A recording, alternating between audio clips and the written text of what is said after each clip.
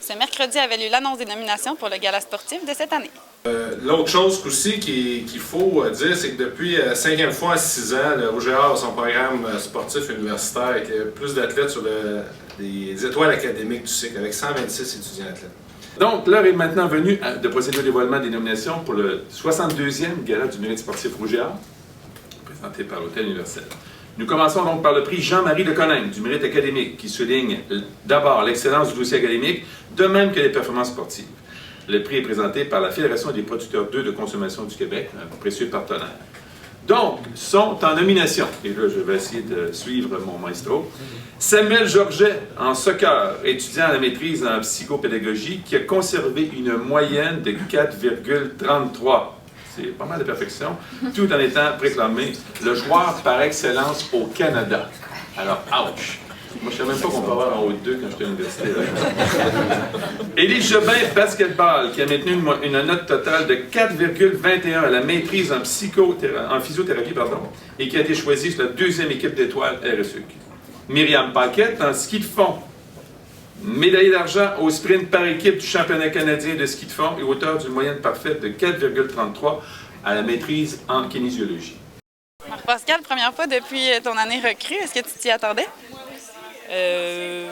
Oui et non. Là, je savais que j'avais connu une bonne saison personnellement, mais avec les non-succès de notre équipe, je ne m'attendais pas nécessairement à être en nomination, mais je suis super contente.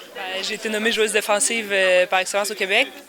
2e fois de l'histoire qu'une joueuse du Rouge-et-Or remporte ce prix-là, fait que j'étais vraiment contente parce que pour moi, la défensive, c'est un aspect important du jeu, fait que d'être reconnue comme ça dans notre conférence, c'était vraiment le fun. Puis je suis la première équipe étoile aussi de la conférence Québec, fait que c'était une belle reconnaissance de ce que j'ai accompli. Laurence, recrue de l'année, on pouvait s'y attendre cette année. Par contre, est-ce que tu t'y attendais à étudiante en sport individuel?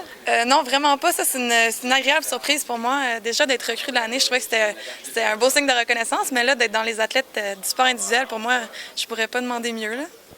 Charles, quand on remporte un prix l'année précédente, est-ce que ça va de soi d'être en nomination l'année suivante?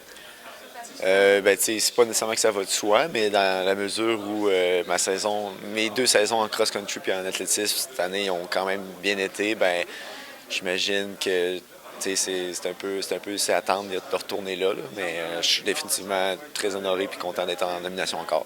Ouais, je suis très content. Ça ajoute un petit bonbon à la belle saison qu'on a eue, mais comme ça le dit dans le nom du prix, c'est nomination pour sport collectif, fait que sans mon équipe, je ne serais pas ici. Puis un gros merci à mon équipe. Justin Boudreau, mon passeur, il me la met tout le temps à belle place pour que je marque, puis c'est facile. Puis le volleyball, c'est chaque point, c'est l'équipe qui fait le point, puis c'est pas individuel. Les coachs vont nous aider avant le point pour nous donner des stratégies. Fait que je remercie mon équipe pour ce point-là, mais je suis très content d'être ici. Gilles, encore une fois, une preuve que notre programme est dominant. Ah, c'est incroyable. C'est vraiment fier. On dit que c'est un des meilleurs programmes au Canada, mais ça en a un beau reflet. Entre autres, pensons juste aux équipes de l'année. 3 équipes championnes canadiennes. Des universités qui en ont une équipe sont super contents, puis je les comprends aussi, mais chez nous, cette année, on en a 3. Et des résultats, entre autres, scolaires incroyables. On regarde les performances. Plein de recrues de l'année au Québec. Alors, ça foisonne, c'est important, c'est impressionnant. J'en ai toujours un peu je suis même pas habitué. J'en ai toujours un peu les jambes coupées de voir les performances, les résultats, tant académiques et de tout le monde. Une nouveauté cette année, le gala qui aura lieu le 8 avril sera web diffusé. Vous pourrez donc le suivre en direct sur rougeetor.tv. Ce Rouge-et-Or est rendu possible grâce à la participation d'Ameublement Tanguay et du Bureau du recrutement étudiant.